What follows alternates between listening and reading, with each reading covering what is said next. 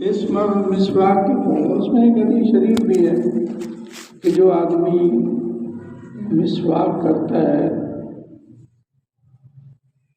تو اس کی جب موت کا وقت آتا ہے تو ایک فرشتہ آتا ہے، 3 کام کرتا ہے۔ سب سے پہلے اس کو اس کی موت یاد دلاتا ہے کہ ابھی تیری موت کا وقت قریب ہے۔ دوسرے نمبر پہ شیاطین کو اس سے دور بھگاتا ہے، چونکہ شیطان کی یہ کوشش ہوتی ہے کہ کسی طرح یہ ایمان کے بغیر اس دنیا سے رخصت ہو جائے،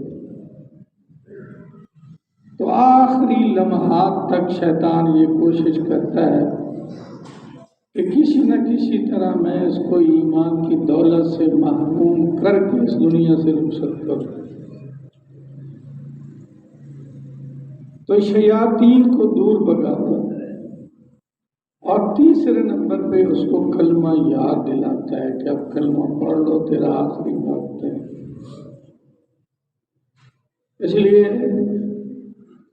آج کے بعد ایک کوشش کریں کہ میں نے ایک مسواک صرف آپ نہیں کرنا بلکہ دوسروں کے لیے بھی مسواک کا ذریعہ بنے۔ آپ کسی مسجد میں، جو آپ کی مسجد ہے جس میں آپ نماز پڑھتے ہیں، وہاں چند مسواک لے کے رکھ دیں۔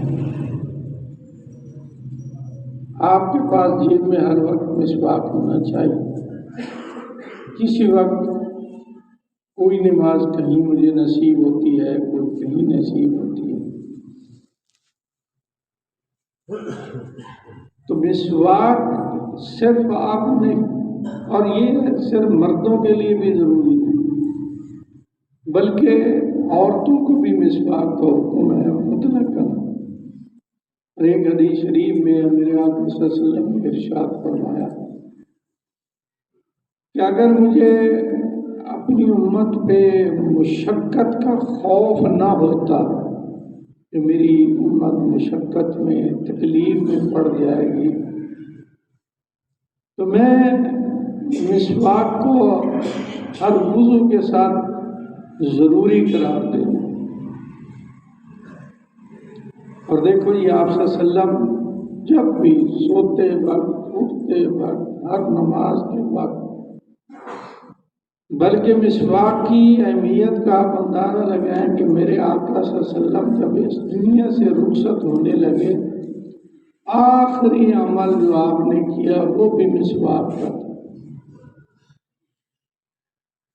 حضرت عائشہ صدیقہ صلوات اللہ علیہا فرماتی ہیں کہ میرے آقا پاک صلی اللہ علیہ وسلم کا سر میری گود میں تھا، اتنے میں میرے بھائی عبدالرحمن آئے، ان کے پاس مسواک تھا۔ میرے آقا صلی اللہ علیہ وسلم نے اس مسواک کی طرف دیکھا، میں سمجھ گئی کہ آپ کی خواہش ہے کہ میں مسواک کروں، تو میں نے اس مسواک کو چبا کے اس کو نرم کیا، نرم کر کے اپنے آقا پاک صلی اللہ علیہ وسلم کو دیا۔ اس لیے تو حضرت عائشہ صدیقہ صلوات اللہ علیہ اس بات پہ فخر کیا کرتی تھی کہ ریقی و ریقو، کہ آخری وقت میرا اور آپ صلی اللہ علیہ وسلم کا لعاب مبارک کو مل گئے۔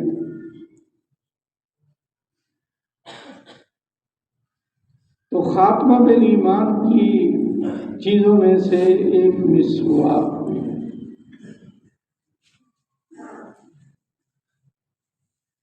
آذان کا جواب دینا، آذان کا جواب یہ ہے کہ جیسے مؤذن کلمات پڑھے ساتھ ساتھ آپ بھی پڑھتا رہے، اللہ اکبر اللہ اکبر اشہد ان لا الہ الا اللہ اشہد ان محمد رسول اللہ۔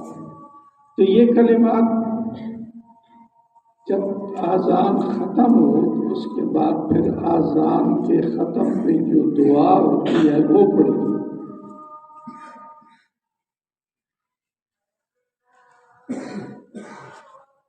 ایک حدیث شریف میں آپ صلی اللہ علیہ وسلم نے ارشاد فرمایا کہ جو آدمی آذان کا جواب دیتا ہے اور آخر میں یہ دعا پڑھتا ہے تو آپ نے فرمایا حلت لی، اس کے لیے میری شفاعت واجب اور لازم ہو گئی۔ اس لیے ملا علی قاری ایک بہت بڑے محدث گزرے ہیں، انہوں نے مشکات کی ایک شرح لکھی ہے مرقات۔ وہ فرماتے ہیں کہ اس حدیث میں خاتمہ بالایمان کی گارنٹی دی گئی ہے۔ وہ کیسے کہ آپ نے فرمایا جو اذان کا جواب دیتا ہے اور پھر آخر میں یہ دعا مانگتا ہے اللہ مرحبا، تو فرمایا کہ اس کے لیے میری شفاعت ضروری ہے، لازم ہے، اور آپ شفاعت اسی کی کریں گے جو با ایمان اس دنیا سے رخصت ہو، کافروں کے نہیں کریں۔ تو یہ بہت بڑی گارنٹی ہے اس حدیث میں کہ جو اذان کا جواب دیتا ہے اللہ اس کا بھی خاتمہ بالایمان کرنا۔ حضرت لاہوری مولانا مدنی لاہوری نور اللہ برکتہ، انہوں نے اپنا ایک مشاہدہ اور تجربہ نقل کیا ہے۔ آپ فرماتے ہیں مجھے میری زندگی کا مشاہدہ اور تجربہ ہے۔ اب یہ کوئی عام بندے کی بات نہیں ہے، حضرت لاہوری کی شخصیت، حضرت کے مکاشفات وہ پوری دنیا مانتی ہے، آپ کا حلال و حرام کا امتیاز۔ حضرت لاہوری فرماتے ہیں کہ میری زندگی کا مشاہدہ اور تجربہ ہے کہ جس بندے نے اذان کا جواب دیا، ادب احترام کیا، پھر اذان کا جواب دیا، تو اللہ تبارک و تعالیٰ اس کا ایک خاتمہ بالایمان فرماتا ہے۔ زبیدہ ایک خاتون گزری ہے، ہارون الرشید کی بیوی تھی، اسے اللہ نے ایک بہت اچھا کام کروایا۔ یار کو اللہ ہی نیک کام کی توفیق دیتے ہیں اور اللہ ہی نیک کام کرواتے ہیں۔ اس وقت حجاج کے قافلے جاتے تھے اور وہ حجاج کے جو قافلے ہوتے تھے وہ پیدل جاتے تھے کئی مہینوں تک۔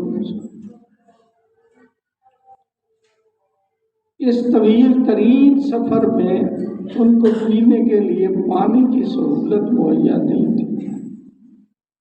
اب بھی آپ ان عرب ممالک کو دیکھیں، ابو دبئی، ابو ظبی، مسقط، بحرین، عراق، بہت بڑا صحرا ہی صحرا۔ یہ تو اللہ کی شان ہے نا، اپنے آقا کی برکت سے وہاں تیل اور سونے کے ذخائر نکال دیں۔ عربوں کو اللہ نے مزے کروا دی، یہ صرف اپنے آقا کی وجہ سے صلی اللہ علیہ وسلم۔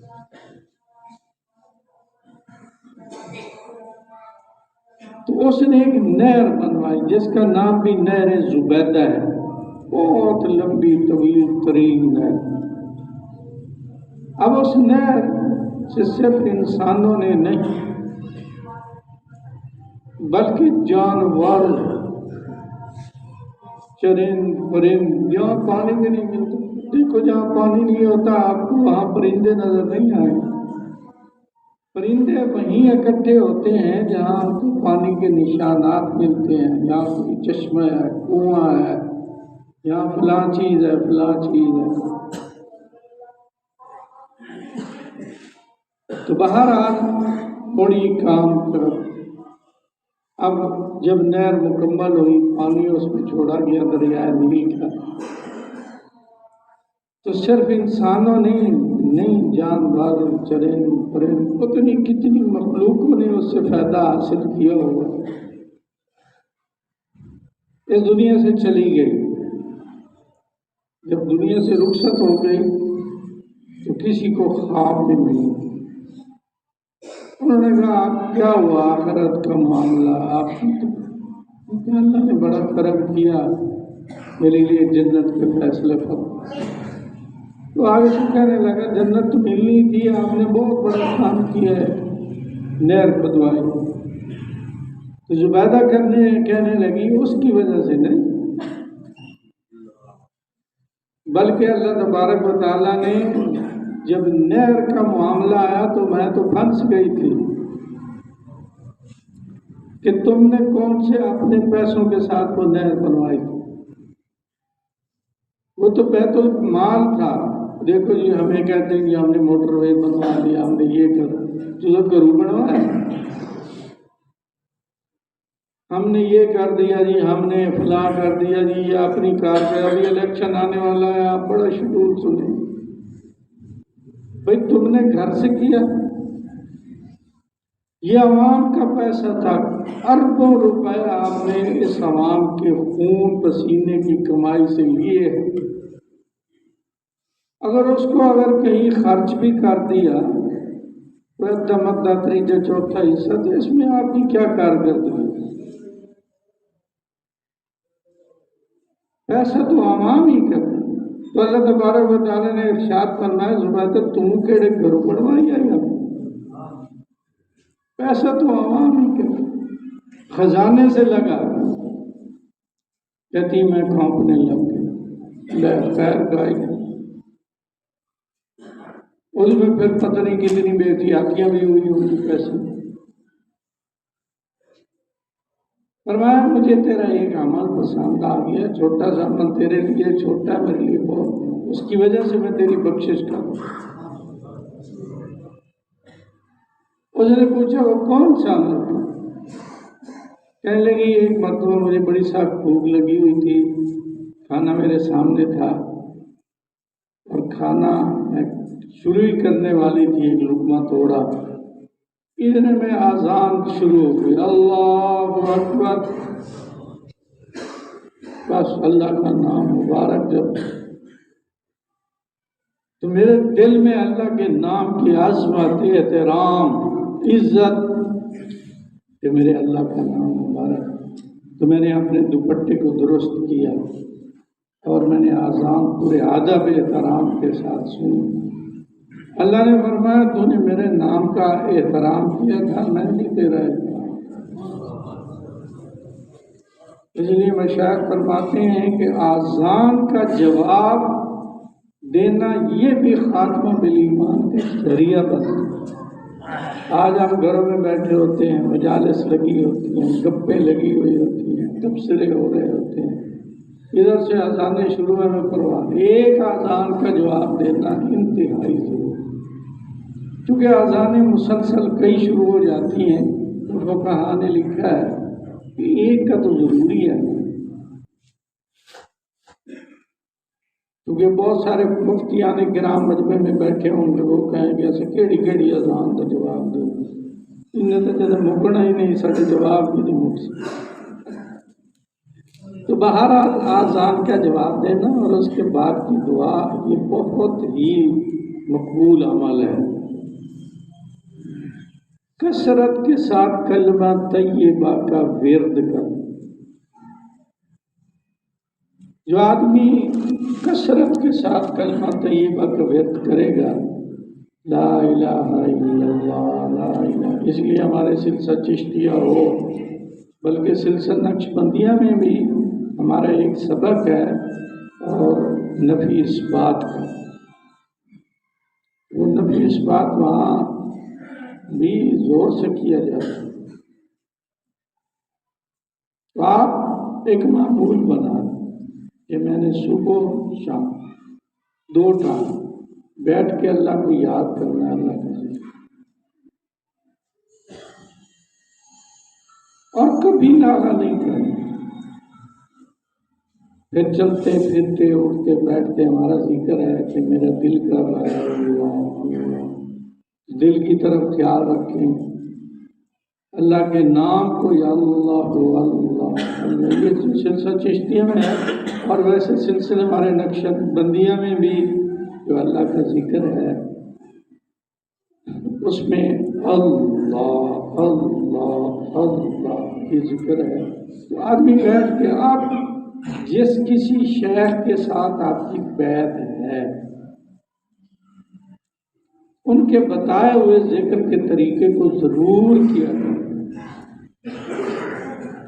یاد رکھو یہ بیعت کا عمل کوئی معمولی عمل نہیں، یہ بھی خاتمہ بالایمان کا ذریعہ بنتا ہے۔ قاری محمد طیب صاحب بہت بڑے دیوبند کے شیوخ میں سے گزرے ہیں، وہ فرماتے ہیں کہ ایک عورت نے میرے سے بیعت کی۔ اب ہمارے علماء کے ہاں عورتوں کی بیعت کے لیے عورتوں کا سامنے ہونا درست نہیں، اونچے الفاظ کے ساتھ ان جملوں کو پڑھنا بھی درست نہیں جو ہم پڑھواتے ہیں اشہد ان لا الہ الا اللہ آمنت باللہ۔ چونکہ عورت کو بھی پردہ ہے، اس کی آواز کو بھی پردہ ہے۔ حضرت فرماتے ہیں کہ اب عورتیں غریب کہاں اپنے بزرگوں کے ساتھ ان کا نہ رابطہ نہ تعلق۔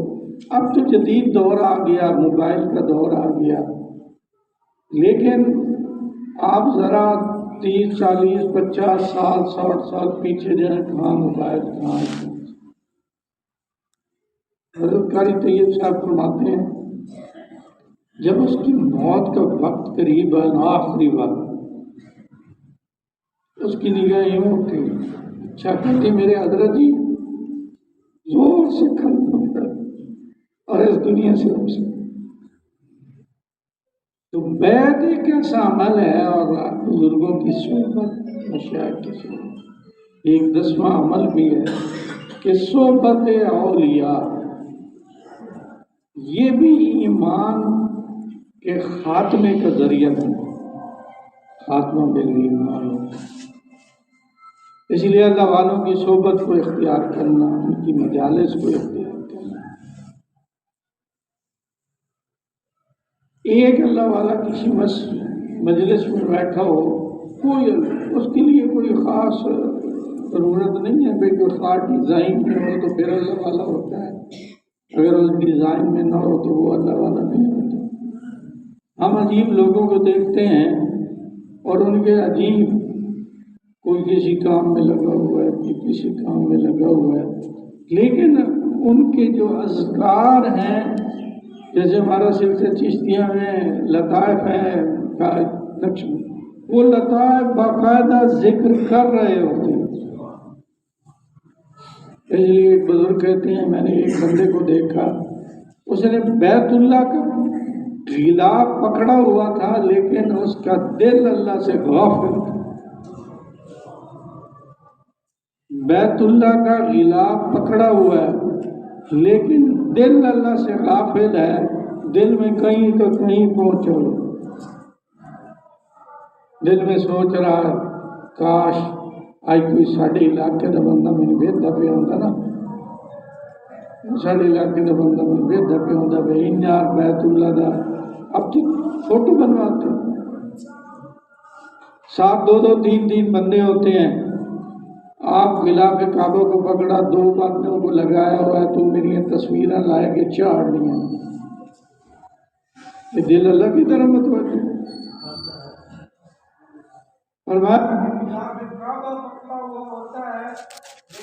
دل اللہ سے۔ میں نے ایک دکاندار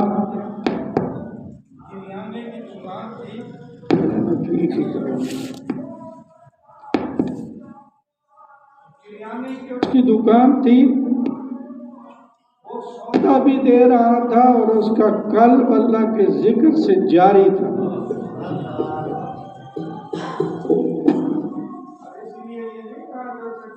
دکاندار ہے اس لیے یہ غافل، وہ دکان بھی چلا رہا ہوتا ہے، اس کا دل اللہ کے ذکر۔ یہ جو بندہ اللہ کا ذکر کرے گا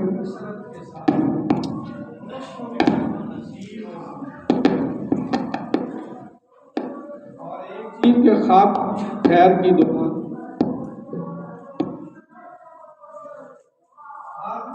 خیر کی دعا کیا کرو، یہ دعا کیا اللہ تعالیٰ